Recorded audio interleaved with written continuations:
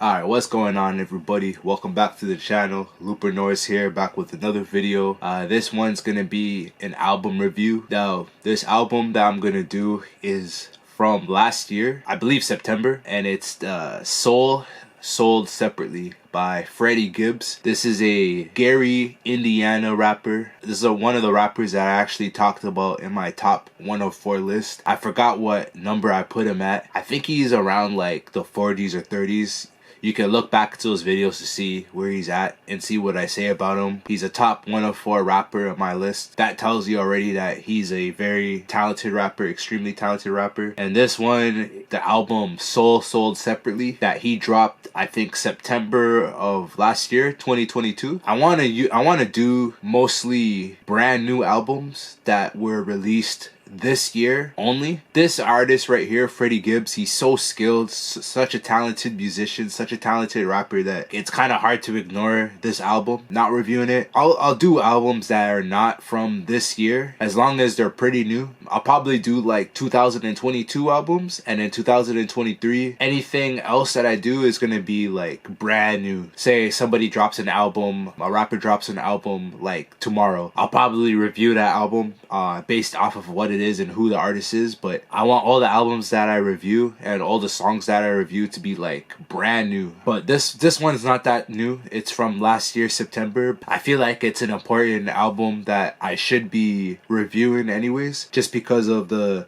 magnitude of the album and because of how great of an artist rapper is Freddie Gibbs, right? So for this one here, I actually made a breakdown of each song. I heard the song closer to when it was released before. I had to listen to it again just to refresh my memory of how it sounds like, how every beat was made, and just the full details of the album, right? I had to give myself another listen just to like refresh everything. After going through all 15 songs, I have a small breakdown of how each song, a small breakdown of how each song sounds like and how I feel about each song. Starting with the first one, the first track of the album, Couldn't Be Done, featuring Kelly Price. I believe Kelly Price is the singer, the female singer that's featured on this album, finishing off the song towards the end of the track with that like you can almost call it like a bridge, but she's using her singing voice as a way to like right off the beat. That's probably the highlight of the song, because like the thing with Freddie Gibbs, he's gonna go hard on every song. He's the type of rapper that likes to be lyrical on every song, no matter what it is, right? There isn't too much I can say about Freddie Gibbs' style and how he raps on this song, because he's going crazy on every song. He kind of goes with a slower pace to kind of like start off the album, but the song definitely gets carried with the singing. It makes the song so much better. The features is actually one of the reasons why I really like the album. I really like the features that he has on this album, and I like the features that he has on his skits. Just the whole idea of how he used the skits. He kind of has that like computerized voice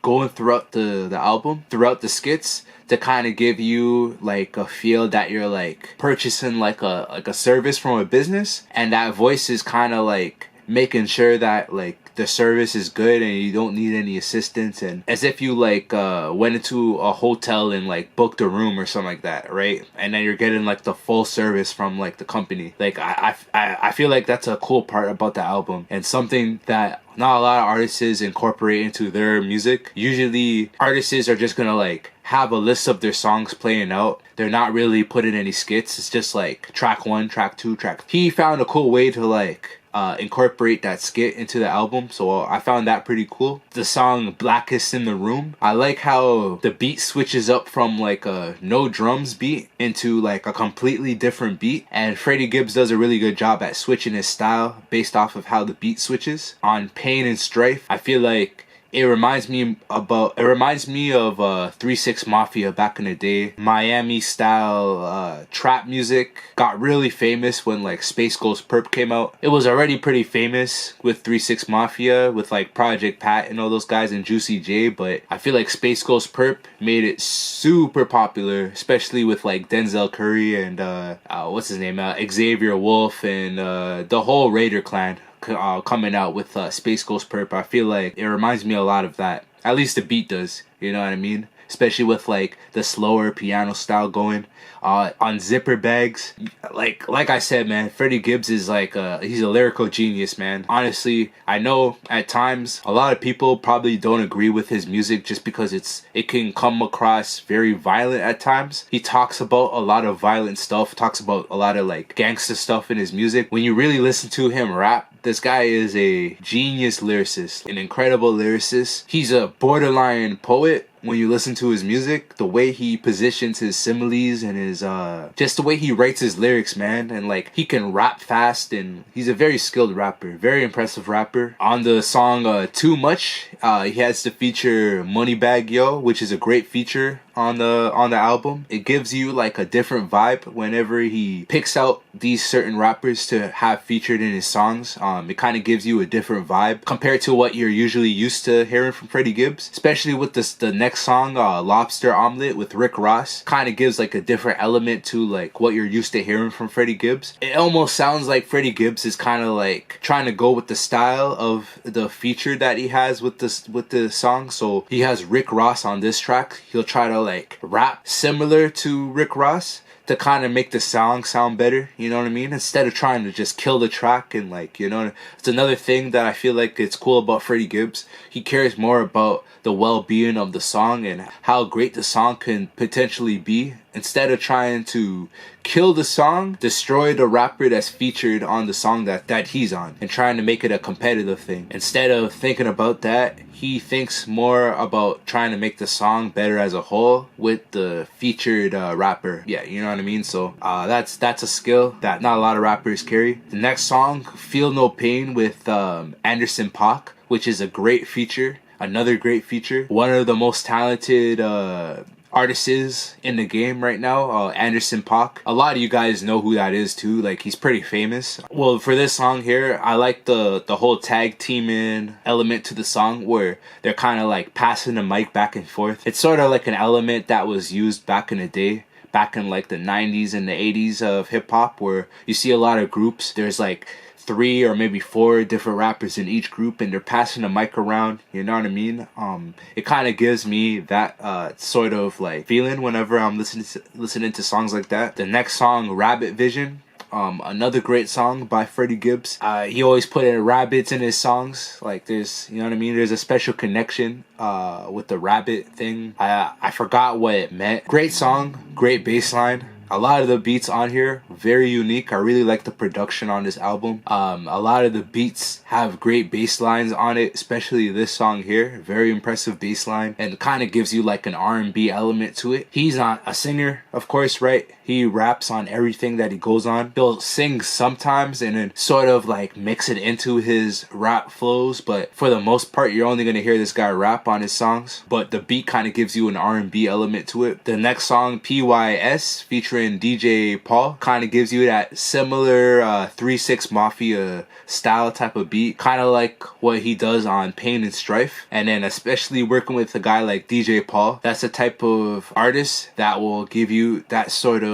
Miami style trap type of song, kind of like a style that you'll hear from like Space Ghost Perp and Raider Clan. The next song, Gold Rings, featuring Pusha T, another great feature that he has on this album. Like I said, Freddie Gibbs, he did a really good job at picking out the features that he wants to work with. A lot of these artists are pretty different from the music that he makes, which is like part of why I like the decision he made when he was picking out the features. When you're working with an artist that has a style completely different from yours, it will usually make the song sound better, in my opinion, right? Instead of working with an artist that's so similar to your own style, it just sounds like you're rapping with 2 different verses instead of having 2 different rappers or artists on the same track, right? So he did a really good job at that. The next song, Grandma's Stove with Musiq Soulchild, another great feature, really good R&B singer, Musiq Soulchild. He's like a R&B legend almost. He's been out